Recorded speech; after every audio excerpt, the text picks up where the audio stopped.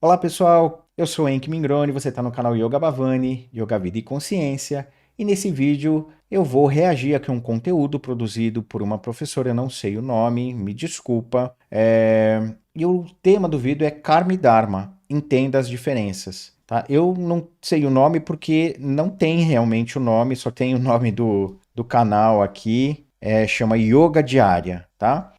Eu não, deixa eu ver se tem em algum canto. Não, não tem. Só tem exatamente isso, né? Yoga diária.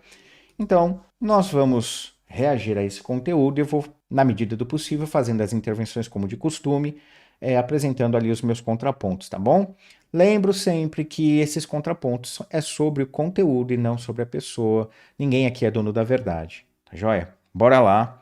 E antes de mais nada, antes de que eu me esqueça, que eu sempre esqueço, pessoal, ó, por favor, né? Dá uma moral aí, dá um joinha, se inscreve, faz tudo aquilo que esse canal precisa para sobreviver aqui no YouTube, tá joia? Bora lá pro conteúdo. Deixa eu pôr o fone de ouvido, senão vai dar problema, vai dar eco. Prontinho. É muito comum a gente ouvir as pessoas associarem karma a uma coisa ruim, né? Ai, essa pessoa é meu karma, só pode. E dharma a uma coisa boa. Mas na verdade elas são duas Perguntinha, vocês estão escutando o áudio dela? A voz dela tá ok aí para vocês? Me dê uma resposta, por favor, aí no chat. coisas diferentes que eu vou explicar um pouquinho nesse vídeo. Obrigado. A Juliana. Quando a gente Vamos. analisa a raiz verbal de cada palavra, a gente vai ver que karma vem de kr, que significa agir, ação, e dharma vem de dhr, que significa sustentar. Logo, se a raiz delas são coisas completamente diferentes, ação e sustentação, elas não podem ser a mesma coisa. Karma nada mais é do que ação. Tudo que eu faço produz um resultado, né? Toda ação tem uma reação. Essa é a lei dos karmas.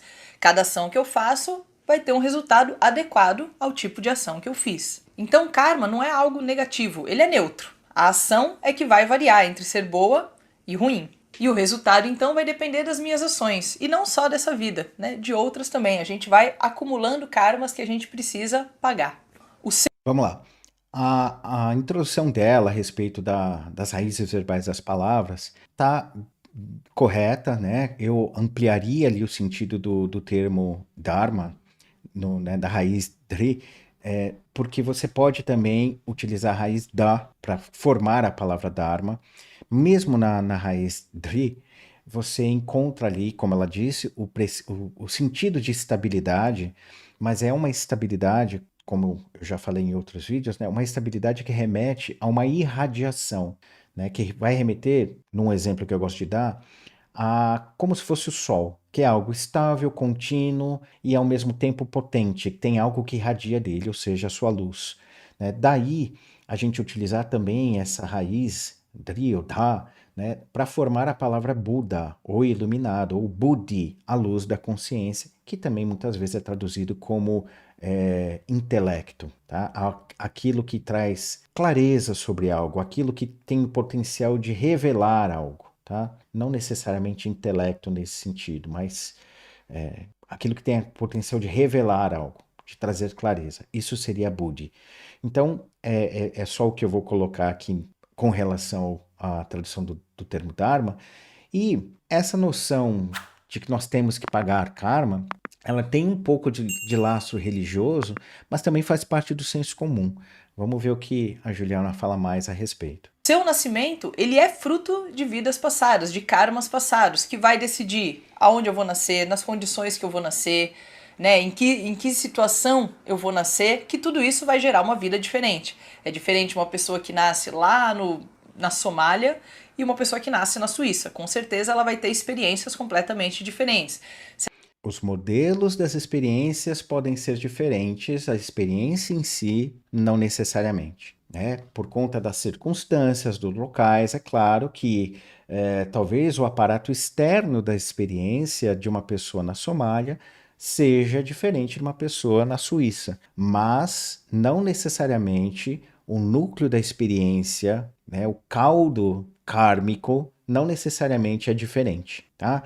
É, quando a Juliana, se eu não me engano, fala sobre karmas de vida passada e tal, Isso tem a ver um pouquinho com o que eu já falei nos outros vídeos a respeito da, do falso eu, da maneira como a gente vai se identificando com a personalidade, com o corpo, como a gente vai construindo as relações. Karma em si, ele é a representação das ações que nós construímos de maneira não lúcida, tá? Mas eu não vou falar a respeito. Vamos esperar ela falar mais, eu vou interromper menos. Vamos deixar ela falar. Se ela nasce de pais amorosos, de pais nem tão amorosos, se ela nasce com mais dinheiro, com menos dinheiro, então tudo isso vai organizar a vida dela, ou pelo menos ser o ponto de partida para isso. Então, para que essa escolha, né, de onde e como eu vou nascer, existem os karmas da vida passada. Então é como se fosse uma conta bancária. Quanto mais karmas positivos eu acumulo, né, mais boas ações eu acumulo, melhores os resultados. É como se eu tivesse mais sorte. Uma pessoa que faz uma ação errada, em cima de ação errada, ela vai começar a acumular esses karmas negativos. E uma hora isso vai ter que ser cobrado de alguma forma, seja agora, seja daqui uma vida, 2, 10. Então as nossas ações de hoje refletem muito no nosso futuro. Dharma já é um substantivo que significa... Tá. Falando um pouquinho sobre o karmic. O karma, ele, como ela falou num determinado momento, karma significa só ação. Mas num contexto mais yogi, porque a gente precisa lembrar o seguinte, e eu sempre gosto de contextualizar isso. Quando nós falamos do sânscrito, a gente fala de uma língua que hoje não é viva, e que a maneira como a gente interage com essa língua hoje é pelo viés mais, vamos colocar assim, linguístico mesmo. Ah, essa palavra significa isso, ela tem essa raiz verbal, ela faz tal alusão a isso. Mas quando o sânscrito era uma língua viva, tá? Assim, era uma língua usada corriqueiramente, nos contextos do yoga antigo, a palavra karma ela não significava necessariamente ação como a gente está aqui de forma simplista assumindo. Significava a ação, mas qual ação? Aquelas ações que são feitas de maneira não lúcida ou reativa. São todos os conjuntos de ação que nós engendramos, muitas vezes sem perceber que engendramos. Um exemplo aqui. Você está assistindo essa live. Você está em relação com a minha voz. Você não está ciente, mas você pode ter decidido que a minha voz é agradável ou não, que eu tenho boa dicção ou não, isso pode ser um fato, inclusive. Você pode estar em relação com a temperatura do ambiente, com a roupa que está tocando o seu corpo, com, sei lá, o contraste da tela nos seus olhos, com as cores. E para cada uma dessas coisas que nós estamos em relação, nós estamos emitindo uma espécie de valor. Isso aqui me agrada, isso aqui não me agrada, isso aqui me trouxe uma lembrança. De repente, sei lá, o fundo de estrelas que eu coloquei pode te trazer uma sensação de expansão, para outras pessoas pode trazer melancolia. Vocês entendem? Nós estamos em relação com N coisas ao mesmo tempo, tá? Existe uma região no cérebro, inclusive, que trabalha filtrando essas percepções, deixando a gente consciente de poucos estímulos, tá? É a formação reticular ascendente. Ela filtra os estímulos que nós temos do contexto e faz o cérebro ficar consciente ou perceber, processar, né? Quando o cérebro está consciente, não necessariamente está consciente, é isso que eu quero dizer. Então, o cérebro processa cerca de 2.000 estímulos por segundo. Só que a gente percebe bilhões de estímulos por segundo, tá? Até onde eu estudei aí nos livrinhos de neurociência, tá? Então, são bilhões de estímulos por segundo. O cérebro dá um jeito de processar, perceber e processar 2.000. Então, ele vai limando, vai cortando redundância. Tá? Ele vai cortando o que é redundante, o que é parecido, ele vai fazendo um resumão e esse resumão é mais ou menos isso. Tá? Então, quando a gente fala de karma, a gente está falando nesse sentido desses impulsos que muitas vezes a gente nem percebe que a gente está entrando em contato e que a gente responde a eles, em algum nível a gente responde. Então, como eu falei no vídeo sobre os kleshas, né? Existe um conceito dos yogis que é chamado de karmashaya, repositório dos karmas, que seria, no nosso jeitão aqui, equivalente ao que a gente assume no senso comum como sendo inconsciente ou subconsciente. Então, o que que acontece? Quando eu e vocês, a gente está agindo no nosso dia a dia, a gente não necessariamente está lúcido, plenamente lúcido das escolhas que a gente está fazendo, da maneira como a gente está agindo. Às vezes a gente recebe só o estímulo do contexto e reage a esse estímulo. Às vezes alguém, sei lá, fala alguma coisa, a gente, aham, né? Mas sem raciocinar, sem ponderar muitas vezes. E às vezes, né, nosso dia a dia é permeado desse tipo de interação mais automatizada, vamos colocar assim. Então, muitas vezes a gente coloca ou engendra coisas, né, movimentos, né, ações que a gente nem percebe que engendrou ou que colocamos em movimento. Quando a repercussão disso chega, né, por a gente não ter conexão com a ação em si, a gente não consegue entender que a reação que está chegando está relacionada a algo que partiu de nós mesmos. Então a gente pode, se essa reação for, digamos assim, gostosinha, a gente pode dizer que foi sorte, que é bênção, destino. Se é algo ruim ou turbulento, a gente pode dizer que é azar, castigo ou destino, tá? Então, karma, ele está sempre atuando nesse aspecto de ações não lúcidas. O que vai provocar o nosso processo reencarnatório é exatamente as identificações que nós vamos construindo com essas repercussões ou com essas relações nos seus aspectos mais emocionais, no significado que a gente vai dar, no quanto essas relações emocionais servem a nós como um fator de reconhecimento ou de fortalecimento da sensação de ser e existir, tá? Tem determinadas coisas que vão nos trazer essa sensação de preenchimento e tem determinadas coisas que vão nos trazer uma sensação de lacuna ou de falta, de necessidade. Normalmente são essas experiências que têm um fator atrator para um processo reencarnatório mais forte do que, por exemplo, as relações de preenchimento, tá? As relações emocionais que me trazem uma sensação de maior identidade de mim mesmo ou de reconhecimento, não necessariamente servem de lastro para um processo encarnatório, mas aqueles pulsos que levam a gente a uma sensação de necessidade ou de carência, esse sim tem um impacto maior, tá? Mas vamos escutar agora o que ela tem a dizer sobre o Dharma. Significa aquilo que sustenta algo. O Dharma de uma pessoa é aquilo que faz ela ser o que ela deve ser. Tá, vou E voltar um nesse pouquinho sentido, aqui. tudo aquilo que sustenta algo de hoje refletem muito no nosso futuro. Pronto. Dharma já é um substantivo que significa aquilo que sustenta algo. O Dharma de uma pessoa é aquilo que faz ela ser o que ela deve ser. E nesse sentido, tudo tem um Dharma, né? Tudo tem algo que sustenta aquilo que a coisa é. Seja uma pessoa, seja um objeto, ela existe um Dharma. O Dharma de uma cadeira é ser uma cadeira. Não importa o formato, se ela é de plástico, se ela é de metal, se ela é branca, se ela é preta, se ela tem um design mais arrojado, se ela é mais simples. O que sustenta aquele objeto, por mais diferente que ele possa ser, é servir como cadeira. Então esse é o Dharma daquele objeto. E nós, enquanto seres humanos, temos o nosso Dharma de ser humano. Então, se a gente imaginar todas as características comuns aos seres humanos, isso é o nosso Dharma, os nossos valores, e não só culturalmente. Existem algumas coisas que não vai variar de cultura para cultura. Todo mundo gosta de ser respeitado, todo mundo gosta de ser tratado bem, todo mundo gosta que as pessoas sejam verdadeiras. Pode variar um pouquinho o que eu considero bom e o que eu considero ruim, mas essa essência não muda. Então isso é o Dharma de ser humano. Quando a gente fala de fazer o Dharma, de seguir o Dharma, significa fazer aquilo que a sua função requer que você faça da melhor forma possível. Tá, bora lá.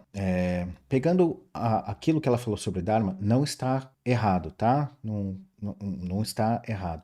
Mas é uma leitura oriunda também de um contexto ou de uma abordagem mais, como é que eu vou dizer? Não chega a ser religiosa, mas ainda assim é religiosa. Como é que eu vou explicar isso para vocês? É religiosa porque tem um sentido de uma ordem, de uma estruturação, tá? Não é religiosa porque não é tão carregado das palavras de um contexto mais hindu, por exemplo, tá? Muitas vezes, no contexto hindu, no contexto budista, o termo Dharma está associado aquilo que é lei, aquilo que é ordem, a um dever, tá? E ela não foi nesse caminho. Ela ressignificou esse princípio de dever, de ordem, com essa explicação de que cada objeto tem o seu Dharma, e o ser humano tem o seu Dharma. O Dharma do ser humano é ser humano, digamos assim, né? O Dharma da cadeira é ser cadeira. Isso é uma forma. Quando a gente traduz o termo Dharma, a gente não pode só traduzir a raiz Dri, né? A gente tem que lembrar que tem ali o Ma no final. E Ma significa realizar, fazer, tá? Daí a gente tem a palavra mãe em sânscrito, Ma, porque Ma é aquela, a mãe é aquela que pega algo que não existe e transforma em algo existente, né? Dá luz a um ser. Algo que não está manifesto se manifesta. Então, Ma, nesse sentido, tem a ligação de realização, né? De realmente fazer, né? De realizar. Então, Dharma tem a ver com, num sentido mais profundo, para além dessa explicação que ela deu, que não está errada, tá? Tem a ver com você ter clareza das suas ações, você ter uma ação mais lúcida, tá? É mais do que simplesmente você cumprir o Dharma de ser humano. Eu vou dar um exemplo na prática do Dharma. Quem estava aqui no chat? Vamos ver. Vou pegar aqui alguém do chat. O Leonardo. O Leonardo ele está lá passando na sala. Não sei nem se ele está aí ainda, mas vamos lá. Ele estava passando na sala da casa dele. E ele viu em cima da mesa da sala um copo. Na hora que ele observa o copo, ele sabe que o lugar daquele copo vazio é na cozinha. Ele sabe. Não precisou vir alguém dizer nada disso. Ele sabe, tá? Se ele vai colocar esse copo na cozinha ou não, é outra história. Mas ele tem clareza de que aquele objeto não deve estar ali. Tudo bem? Então, uma ação dármica, nesse contexto mais profundo, a ação se apresentou, você tem clareza do que deve ser feito. Se você vai fazer não, é outra história. Se ele pega esse copo e põe na cozinha, tá? Ele, entre aspas, teve uma ação dármica. De forma bem simplista e direta, para além dessa, como que, repetindo, não está errado, mas para além desse conceito de que o Dharma do ser humano é ser humano, o Dharma da cadeira é ser cadeira, na prática, para nós, o que importa é isso. Dharma é ou são as ações construídas com uma base de lucidez. E essa lucidez não é a lucidez suprassumo do yogi supremo, é a lucidez pertinente à nossa maturidade espiritual, àquilo que eu e vocês temos de realização dessa tal espiritualidade. O quanto eu consigo enxergar do escopo do contexto em que eu estou, né, da profundidade desse contexto, vai ser a medida do meu Dharma. Tá? Se eu tenho poucas informações ou pouca abrangência, mas mesmo assim eu agir de uma maneira em ressonância com aquilo que eu tenho de informação, tá? Isso é uma ação dármica. Ou seja, a ação dármica é uma ação não reativa, ela é sempre uma ação mais proativa, mas também no sentido de uma proação discernida, ponderada. Não é só aquela coisa de você vê uma senhorinha na rua com uma sacola, você já vai lá querer ajudar, e aí de repente você sai tomando porrada, ou então a mulher sai gritando que você está roubando ela, sabe? Então é esse tipo de Dharma, é o tipo de experiência em que a gente vai olhar para essa situação, vai ponderar, vai analisar o contexto, né? E, de uma certa forma, perguntar. Um outro exemplo, furou o seu pneu. Furou o pneu. Você pode ficar na reatividade, entre aspas, de forma kármica, dizer que saco, que porcaria, que não sei o que lá, nananá, e a ação concreta, prática não ser feita. Você pode ficar envolvido nessas repercussões, ou então você pode olhar e falar, furou o pneu, que saco, você pode até sentir o desconforto emocional, mas você vai pegar um aparato lá para fazer a troca do pneu. Se você quiser fazer isso, ou se você tem um serviço de seguro, você vai lá e chama o seguro, enfim, você entende? A ação dármica tem sempre a ver com esse estabelecimento de uma maior estabilidade na mente e uma maior clareza. tá? E essas duas coisas de acordo com a maturidade que cada um de nós possuímos. Tudo bem? É isso mesmo, Paulo. Obrigado. É Juliana Romera, é o nome da pessoa do React. Então, nós precisamos ter um pouco dessa distinção. E como é um tema recorrente do yoga, mesmo que como um pano de fundo, o karma ele está muito associado ao falso eu e o dharma está muito mais associado ao eu real, tá? Mas vamos continuar escutando a Juliana aqui. Então existe um dharma de ser mãe, um dharma de ser filho, um dharma de ser professor, um dharma de ser vendedor, qualquer função que a gente possa exercer, existe um dharma. Então, quando a gente pensa mãe, já vem um conjunto de valores meio que pré-estabelecidos que uma mãe deve fazer. Se ela não fizer, talvez ela não esteja cumprindo bem o seu dharma de ser mãe. Um dharma enquanto professor, ele tem uma certa função enquanto ser professor, de ensinar, de ter paciência, né? A gente já bola mais ou menos um biotipo, né? Então, o dharma de ser professor é aquele. Então, o que sustenta ele ser um professor é ele ter esses valores agregados e seguir isso. Vamos lá, eu entendo da onde ela está tirando isso, e, de novo, não está errado do ponto de vista que ela está utilizando para falar sobre o Dharma. Ela está corretíssima. Tá? No Bhagavad Gita, ou na Bhagavad Gita, que seria mais correto, porque é uma canção, né? Na Bhagavad Gita, o Krishna, em determinado momento, quando o Arjuna está lá lamentando, eu não quero lutar, porque olha, eu tô vendo o meu tio ali, o meu primo, o Joãozinho, a Maria, e o Krishna chega nele e fala assim, larga de frescura, né? Você ficou durante 13 anos batendo no peito, dizendo que era o maior guerreiro, que não sei o quê. Foi o período do exílio, né? E agora você vem aos 45 do segundo tempo dizendo que não quer brigar, não? Vamos resolver com diplomacia, né? Aí o Krishna fala, qual que é seu Dharma? Você não é um guerreiro? Não, o Krishna pergunta, o que você é? Você é um guerreiro. E qual que é o Dharma de um guerreiro? É lutar. Então pega o seu arco, pega a sua flecha e vamos para a batalha. O Krishna fala mais ou menos dessa forma. Então toda essa narrativa que ela trouxe sobre o Dharma é apoiado por uma vertente filosófica que usa esse discurso do Krishna como uma referência para explicar o Dharma. No entanto, se a gente for olhar de uma forma mais profunda, né, o que ela colocou como sendo Dharma, falando, o Dharma da mãe, o Dharma disso, o Dharma daquilo, ou até mesmo como o Krishna colocou para o Arjuna, você não é um guerreiro, cara, então luta, tá? Precisa ver se o Krishna usou o termo Dharma também, né? A gente não estava lá, vai saber. Mas enfim, esse tipo de associação que foi feito está muito mais ligado ao conceito chamado Asmita dentro do yoga, tá? Que é uma identificação em que a gente começa a sobrepor a experiência do falso eu em detrimento do eu real, tá? Então, porque para o eu real, nós não somos mãe, nós não somos pai, nós não somos filhos, nós não somos porcaria nenhuma. Nós somos Brahman ou Brahman. Nós somos o todo, nós somos o absoluto, tá? E se a gente for mais a fundo em algumas tradições espirituais, como o Advaita Vedanta do proposto pelo Shankaracharya, nós nem existimos. Só Brahman existe. Tudo isso aqui é uma ilusão, tá? Inclusive esse papo que a gente está tendo. Mas vamos voltando aqui. Essas identificações que a gente viu ela fazendo, né? De repente você pode não estar cumprindo com o Dharma de ser uma boa mãe, tá.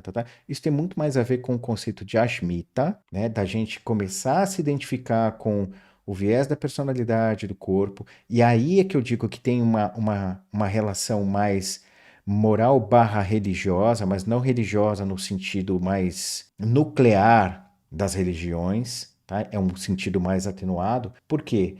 Porque tem quando você fala assim, o papel da mãe, o papel do, sei lá, do padeiro, enfim, né? Apresenta um princípio de moralidade e político barra social.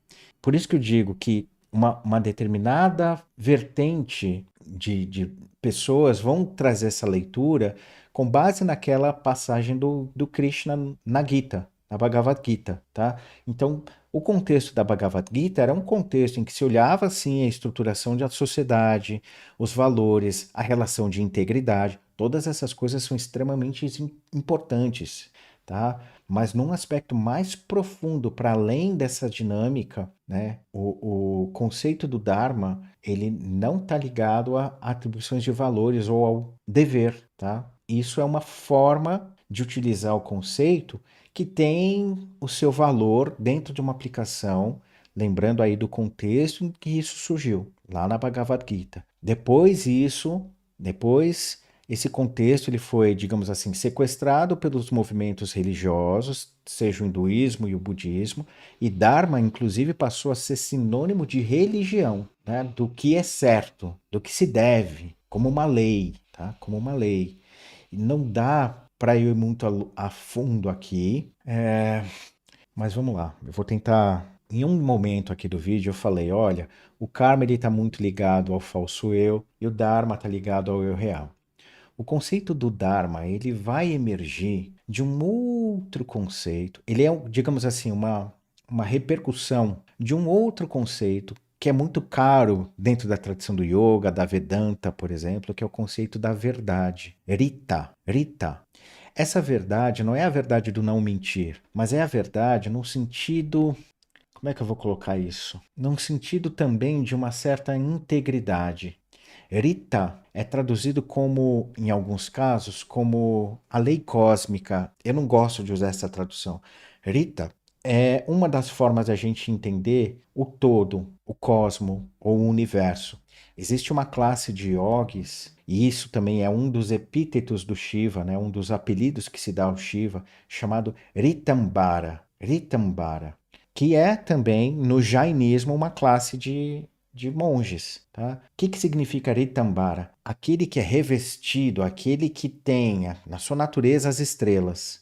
Então, dá essa noção do cosmos, mas também dá uma noção de estar integrado, de ser uno. Daí eu falo do princípio de integridade.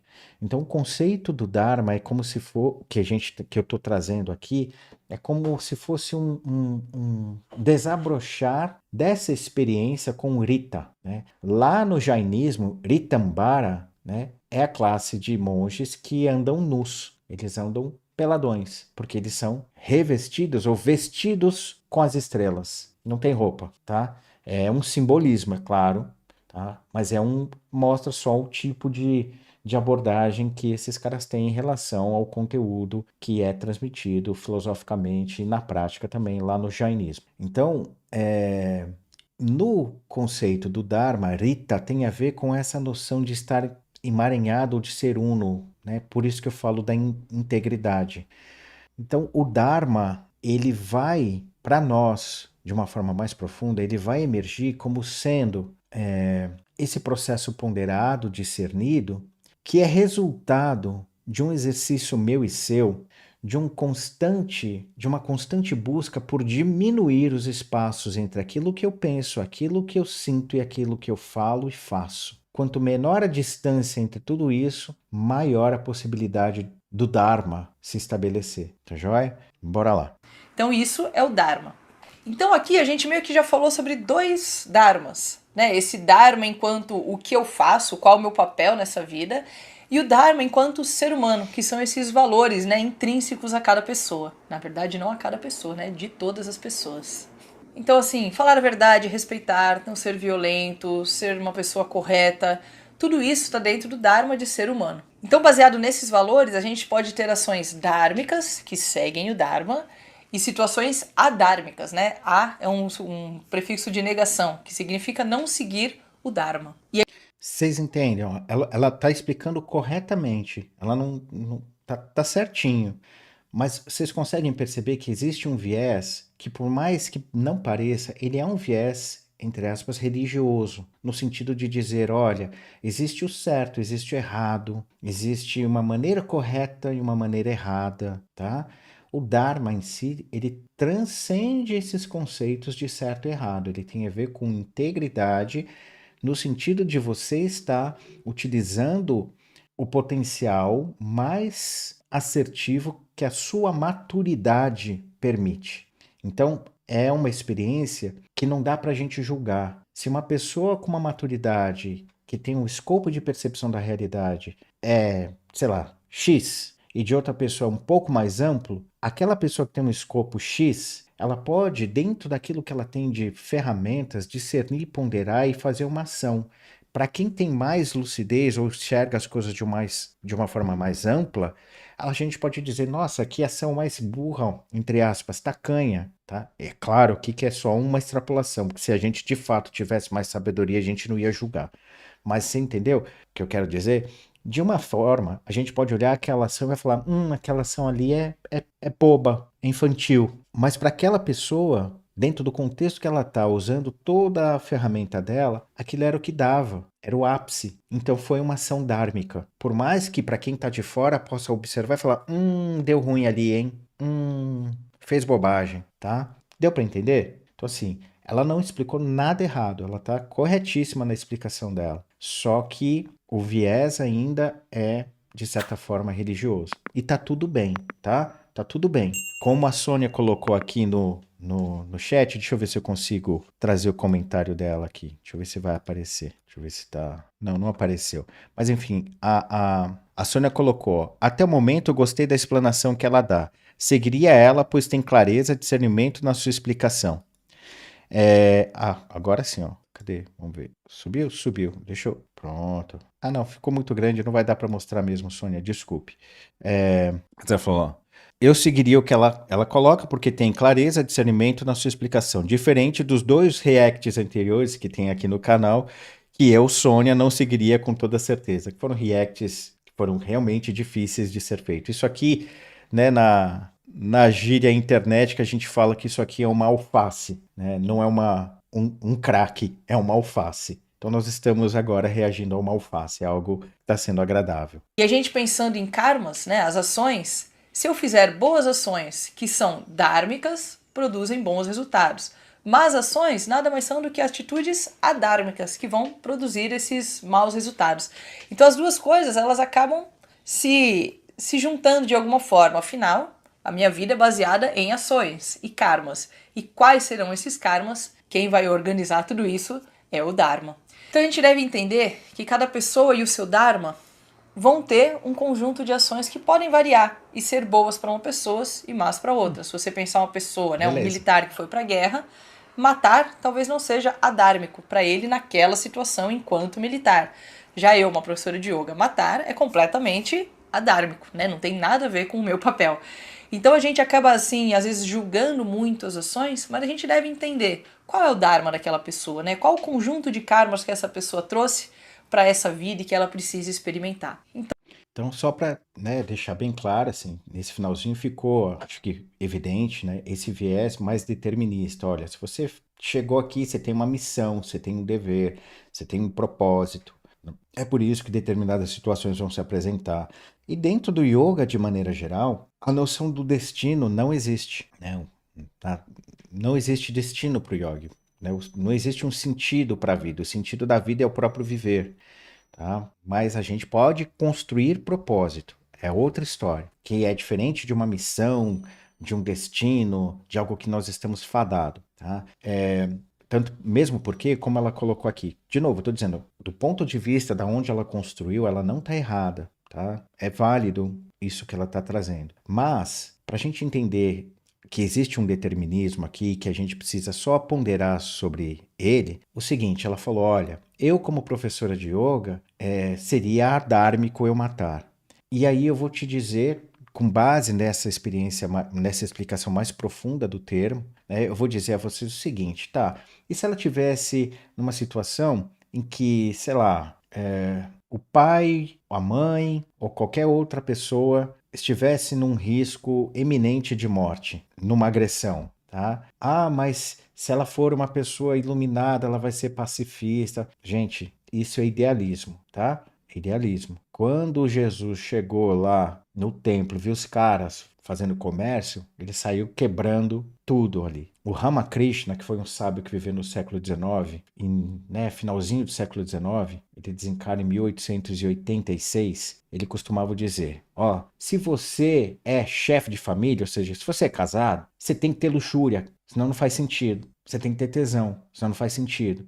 Ah, mas eu tô aqui vindo conversar com você, buscando Brahman. Ele fala, interessa. Se você tá nessa situação, você tem que, né, viver essa situação. Eu estou contando isso porque, olha, se de repente se apresenta uma situação em que você precisa usar de alguma violência para defender alguém ou para defender a si mesmo, nós podemos utilizar. Não é algo anti-espiritual, tá? Como eu disse, isso vai depender muito do quê?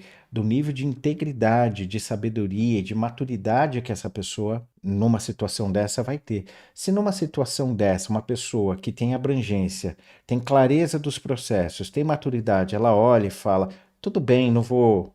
É outra história. Para outra pessoa, se ela tiver uma maturidade e ela ponderar e ela falar: não, não é justo, tá tudo bem também, tá? Não é uma coisa. Não é que ela tá arranjando karma para a vida dela, numa outra vida ela vai ter que vir e se resolver com cara ou pessoa ou circunstância.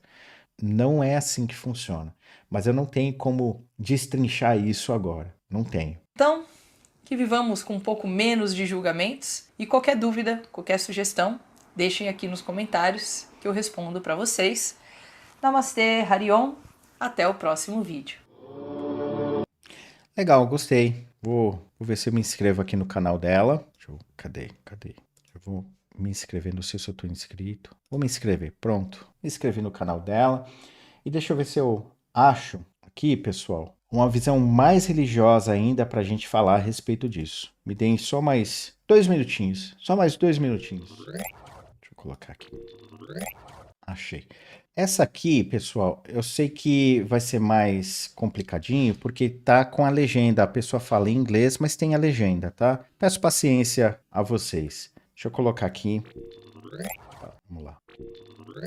Então, dá para ver que pela roupa é uma monja, né? Provavelmente alguma escola indiana. Deixa eu ver na descrição se tem algo a respeito. Swamini Brahma Prajnanananda. Provavelmente, pelo jeitão, tá? É algo relacionado à tradição Vedanta, tá? Vamos lá.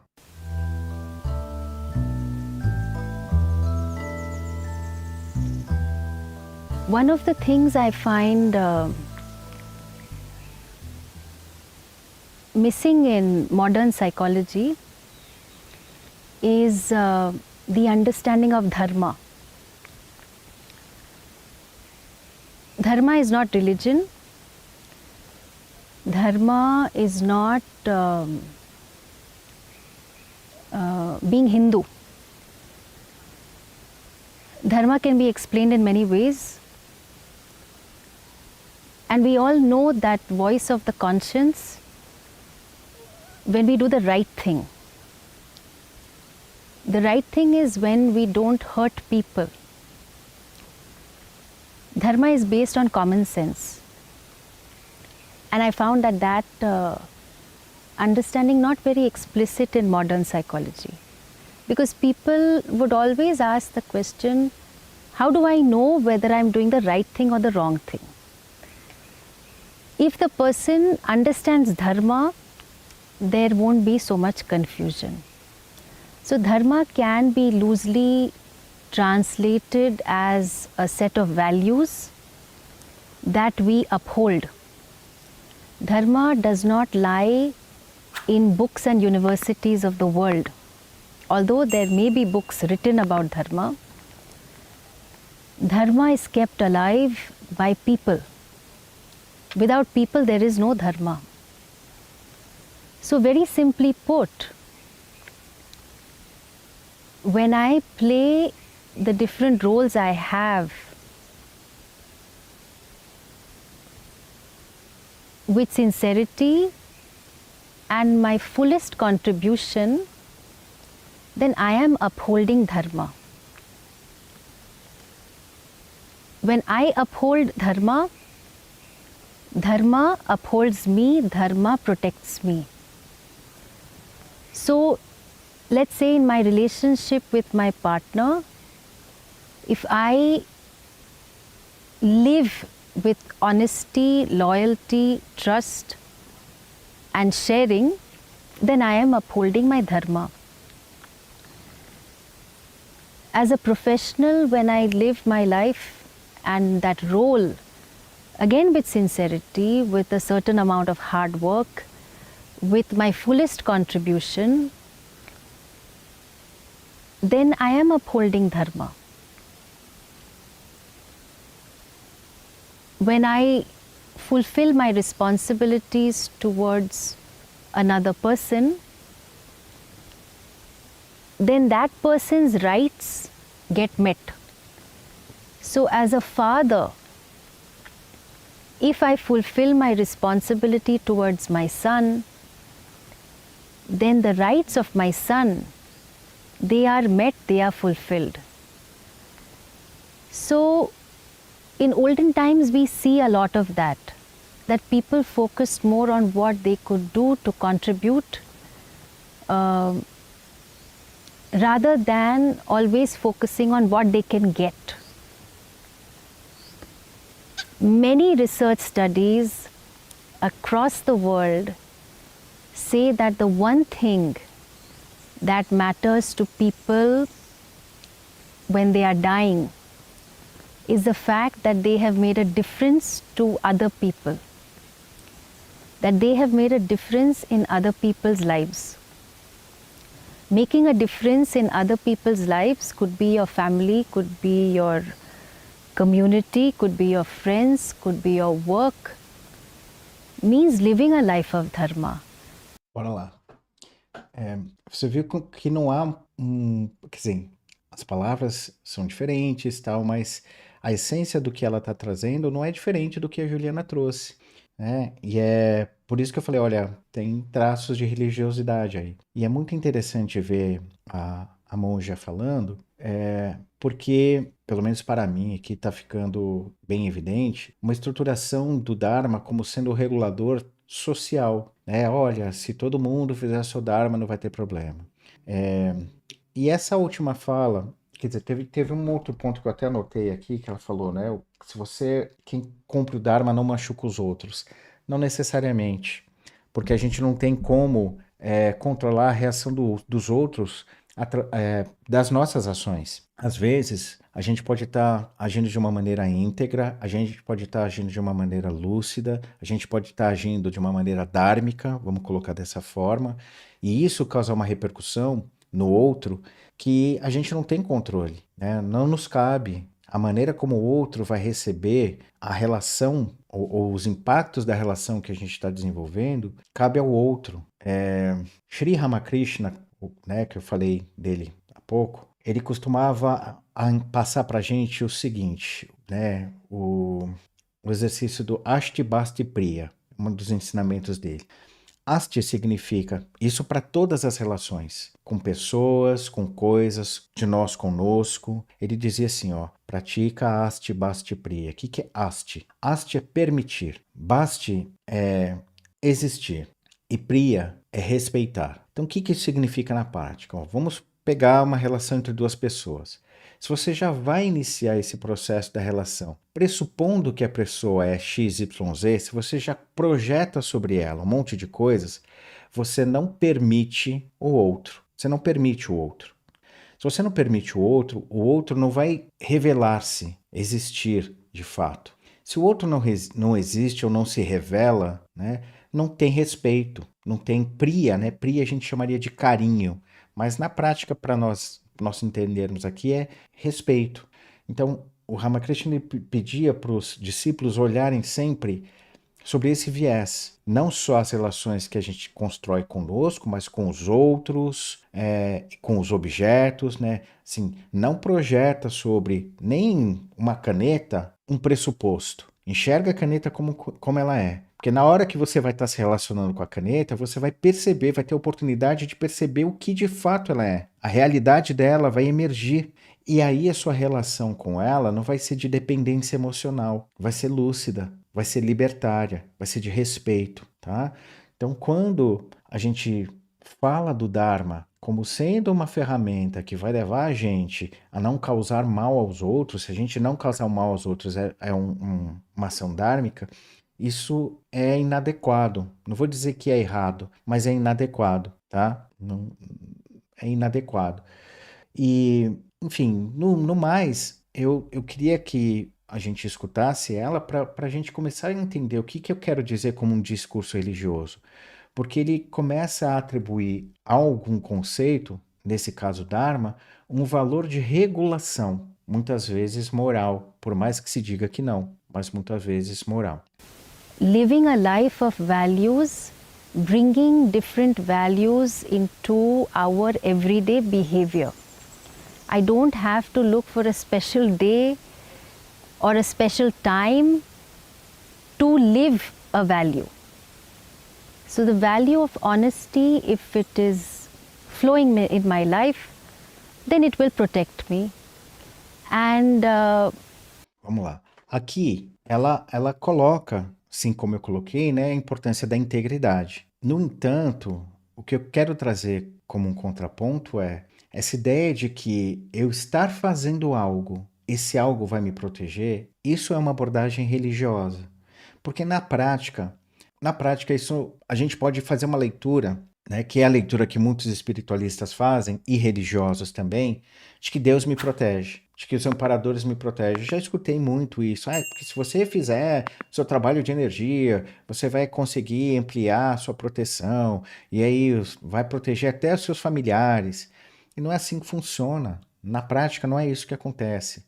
Eu ser íntegro, eu ser mais lúcido ou ter uma ação mais dármica me protege? Em que sentido? No sentido de eu não estar mais suscetível a tantas porradas, né, aos efeitos de tantas porradas que a vida vai me dar. A vida invariavelmente vai me dar porradas, eu sendo dármico ou não. A diferença é que quando a porrada da vida chegar e eu estando dármico, o tempo de permanência nas melecas emocionais, se ocorrer isso, o tempo vai ser menor. Mas a porrada virá. Quantas vezes eu já escutei alunos, amigos, falar, mas eu faço minhas práticas, por que isso está acontecendo? Entre aspas, eu sou tão bom, por que Deus não olha por mim? Tá? Então, esse viés é um viés religioso. E tá tudo bem, eu só tô apontando aqui. Não tô dizendo que, meu Deus, que absurdo, não. É um viés religioso. Na prática, na realidade concreta que a gente vive, as coisas não funcionam assim, tá? Você ser uma pessoa virtuosa, vai te proteger do quê? De você tropeçar. Você vai tropeçar menos. E quando você tiver caído, talvez você se levante mais rápido. Tá? Agora, do resto, de assédio, qualquer outras coisas que os espiritualistas costumam colocar, te protegem nesse sentido também, ó. Se você é uma pessoa íntegra, se você é uma pessoa que está de verdade dentro daquilo que eu tenho falado, né? Do seu escopo de maturidade, daquilo que você tem de realização, se você não está aí tentando fantasiar, se você está realmente buscando viver o eu real, né? Quando chega um dito espírito obsessor, ele vai olhar para você e vai falar assim, vai dar muito trabalho, eu vou para outro. Ou então ele vai falar, puxa, lá no vucu-vucu da matéria, com todas as coisas, com aquele boleto atrasado, a pessoa ainda age assim, tô perdendo tempo. Vou me inspirar nele, quero saber o que ele está fazendo.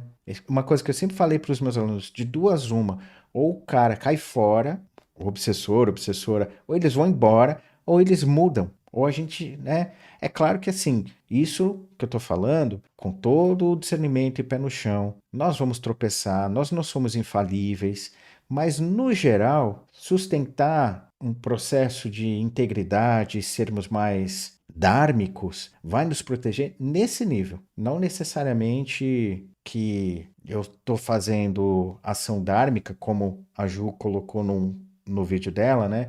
Então, eu vou receber coisas dármicas. Se eu estou cultivando o bem, eu vou receber o bem. Não é no contexto yogi mais profundo, isso não é aceito. Esse viés não é aceito. No viés mais religioso, ok. It also earns punya for me. It earns invisible credit points for me as well.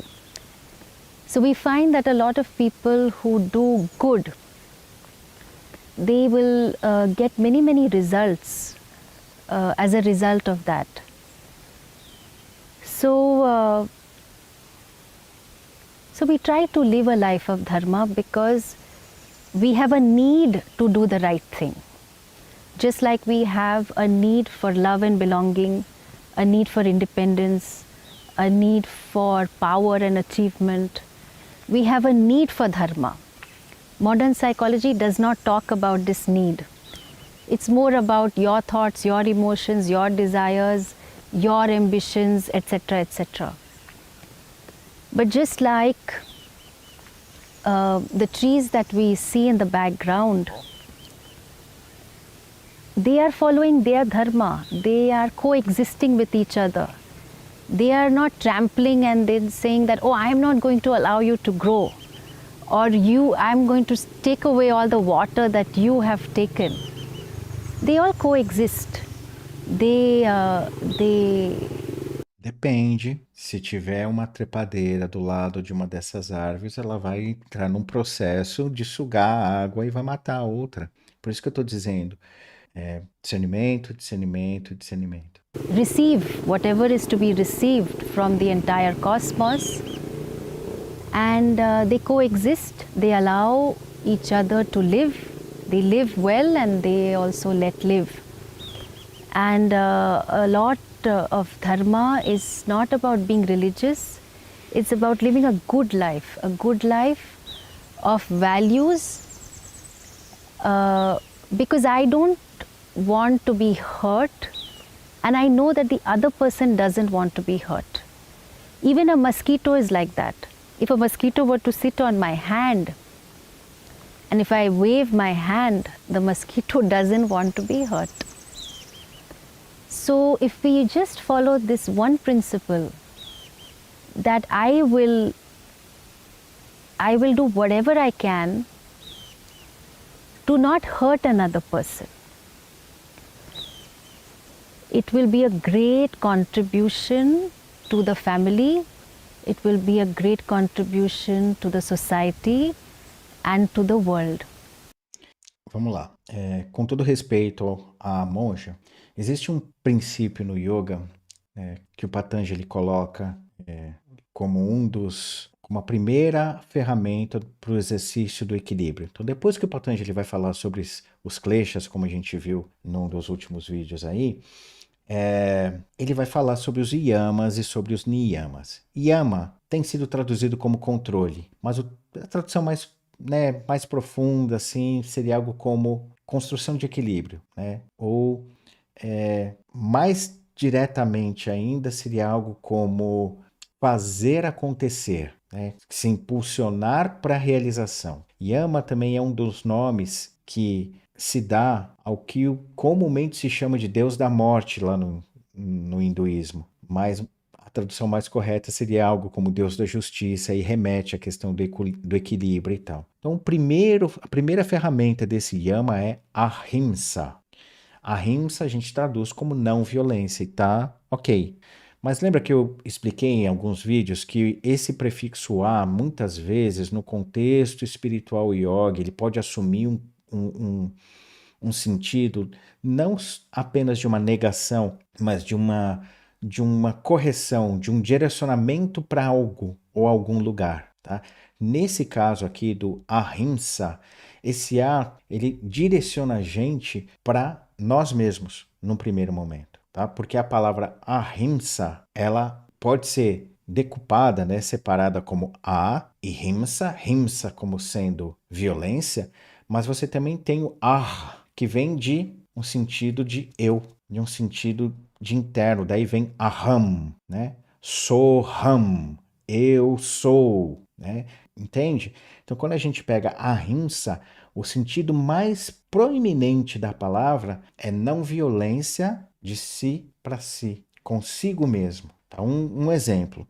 Agora eu comecei a praticar yoga e meditação, então eu sou vegetariano. Aí passa na frente do Mac, baba. Quer dizer, a pessoa não é vegetariana ainda, ela só não está comendo carne, né? Então, a ahimsa é assim, olha, eu consigo até aqui. Mais do que isso, eu não consigo. Então não é assim, estou num caminho espiritual e, portanto, agora eu não sou mais irascível, eu sou calmo. Cacete, né? Você tá com raiva, vai, pega o travesseiro e grita, soca, dá um jeito de você construir uma ferramenta ou uma forma de você expressar sua raiva.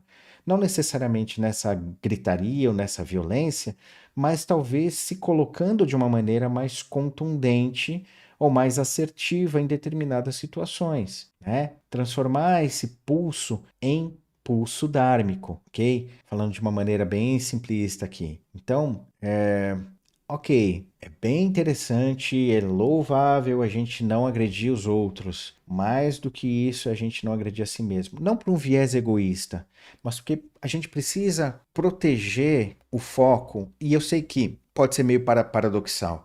A gente precisa criar uma certa redoma ao redor de nós, no sentido da nossa experiência, para que a gente tenha oportunidade de construir aquela tal autopercepção. Eu preciso preservar a minha sensação, mesmo que isso pareça ser ainda egoísta no primeiro momento, mas isso é necessário para que eu comece a criar o exercício de autopercepção, de discernir o que dentro de mim sou eu mesmo, o que é crença, o que é achismo, o que é cultura, que é religião e o que é experiência direta. Eu preciso me resguardar, acho que é o termo mais correto, para que eu comece a ter um pouco de segurança para observar o que é o tal do falso eu, o que é o eu real. Porque se eu não criar esse espaço, eu vou estar a todo tempo sendo levado a essa ou aquela interpretação, aceitação, assimilação. Eu não vou conseguir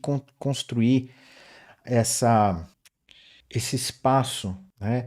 Eu vou dar uma historinha que eu já contei em algumas lives, mas que eu gosto muito e ela é muito didática, que foi contada pelo Ramakrishna. É a seguinte, um monge, ele estava passando por um vilarejo e ele estava atrasado, ele queria saber se tinha um atalho para chegar no lugar que ele tinha que chegar. E aí o pessoal do vilarejo falou, olha, tem um atalho, mas nesse atalho tem uma serpente ferrada, ninguém gosta de usar lá porque ela simplesmente mata todo mundo que vai lá. Aí o monge falou, não, beleza, onde é? Ah, é ali, tal, tal, tal. Aí o monge foi, pegou, né, o seu cajadinho de andarilho e estava indo. Quando ele está no meio desse atalho, ele escuta o som da serpente e quando a serpente estava armando o bote para picar ele, diz que o monge fala, oi serpente, se por acaso você está pensando em me picar? Você não me reconhece não? Entre aspas. Você não está vendo que eu não estou te causando nenhum mal, né? Que eu não tenho nenhuma animosidade contigo? Aí a serpente para, observa, e aí ela volta. E aí o monge fala com ela, minha querida amiga, né? Eu queria te fazer um pedido. Não pica mais as pessoas, não. Não pica. Aí a serpente consentiu, o monge foi pro caminho dele e a serpente ficou lá no canto dela. Passa-se um tempo, as pessoas curiosas da aldeia, e vamos lá, vamos ver se o monge morreu, o monge não morreu, o que aconteceu? Aí eles entraram, né? Uma pessoa entrou e voltou da mata, não aconteceu nada. E acho que a serpente morreu, que não sei o quê. E aí um dia eles foram lá e viram a serpente. E a serpente, como foi prometido ao monge, né? Não picou. Aí as pessoas começaram a achar que a serpente tinha perdido o veneno, as crianças começaram a rodar a serpente, a jogar ela longe. E com isso, a serpente parou de sair de dia, começou a sair à noite. Não era o mesmo alimento. Ela não era para caçar à noite, ela era de dia. E aí ela começou a emagrecer. Pois bem, o monge na volta passa pelo atalho para ver como é que estava a amiga dele, a serpente.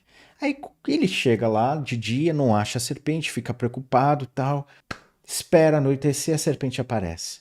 E a serpente apareceu toda machucada, magra, quase morta. Aí o monge fala, o que aconteceu, minha amiga? Por que você tá desse jeito? E aí a serpente fala, não, o senhor pediu para não picar, né, as pessoas, mas, pô, sabe como que é, né? As pessoas são ruins, isso e aquilo.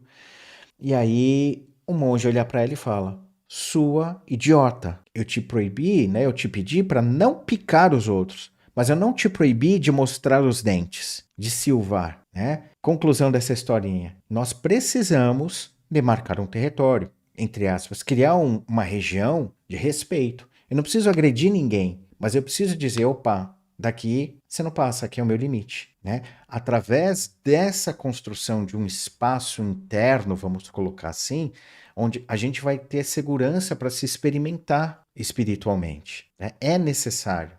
E de novo, como eu falei, a maneira como a gente vai se expressar, por mais íntegro que a gente possa estar, por mais com o conceito de ahimsa, não garante que o outro não vá se machucar. A experiência do outro pertence ao outro. Não dá para a gente também tentar levar nas costas a experiência do outro, ou o outro com as suas experiências, tudo bem?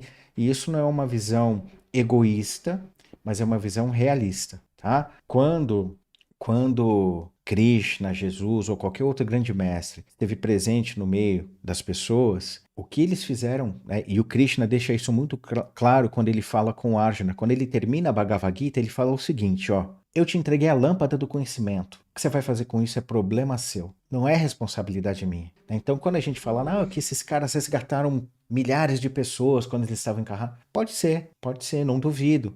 Mas não porque eles foram pegar a mão dessas pessoas e levaram essas pessoas, mas porque as palavras deles geraram um impacto contundente que fizeram algumas pessoas mudarem a sua abordagem perante a vida, tá? Mas vamos lá, vamos escutar a monja. Om Tat Sat. Acabou. Om Tat Sat é uma forma de dizer o divino está em tudo. É uma forma simplista de dizer isso. O divino está em tudo. Beleza? Então, pessoal, eu agradeço mais uma vez a vocês que ficaram comigo, ó. Dê aquela moral para esse careca que fala com vocês aqui, né? Se você não é inscrito, se inscreva, ativa as notificações. Na descrição desse vídeo tem outras maneiras de você contribuir, né? Tem ali na tela o Pix para quem quiser fazer uma contribuição esporádica. Lembra sempre, pessoal, que isso aqui faz parte do meu trabalho, tá? Eu sou professor de Hatha Yoga, dou os cursos de meditação, tem grupo de estudos. Se você se interessar por alguma dessas coisas, corre lá no meu Instagram, @enkmingrone, e me manda mensagem que a gente bate um papo a respeito. Mas na descrição do vídeo tem outras formas de você contribuir, que é tornar-se membro. Tem o botãozinho do membro aí, você pode, com menos de R$5 por mês, você pode estar ajudando o canal. Se você não quiser que o YouTube coma a maior parte do dinheirinho que você quer me oferecer, no link na descrição tem o link do Apoia-se. Lá você pode se tornar um apoiador do canal e agradeço demais as pessoas que já me apoiam lá. Obrigado mesmo, né? Ou tem o link também na descrição para você fazer o curso de meditação com essa minha abordagem, se te interessar, beleza? Se você não quiser fazer nenhuma contribuição financeira, o seu like, o seu engajamento, o seu compartilhar, a sua maratona nos meus vídeos, passa pelos outros vídeos, né? Não tá com saco de assistir, mas passa lá, dá um joinha, dá um like, escreve um comentário com uma carinha, põe um coraçãozinho, isso ajuda demais também o canal crescer, tá? Mesmo que você não tenha visto o vídeo, ou que você não tenha tempo, ou que o assunto não te trouxe, sei lá, uma curiosidade, por favor, passa lá, se você quiser ajudar, passa lá, põe uma carinha no comentário, põe um coraçãozinho, põe sei lá, tô aqui ajudando o algoritmo a descobrir o canal. Escreve qualquer coisinha desse sentido, né? E isso ajuda pra caramba, tá bom? Então, pessoal, mais uma vez, muito, muito, muito obrigado e a gente se vê em breve. Beijão!